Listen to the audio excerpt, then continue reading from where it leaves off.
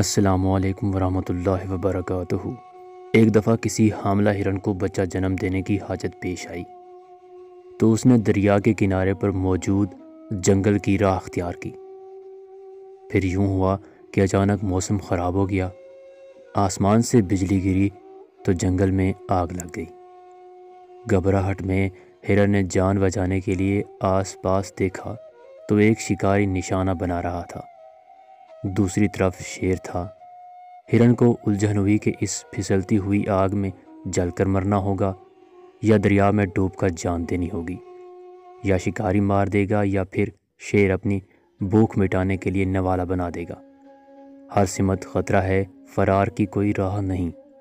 اس وقت ہرن کے اختیار میں جو تھا وہ کرنے کا فیصلہ کیا، یعنی پیدائش پر توجہ مذکور کی۔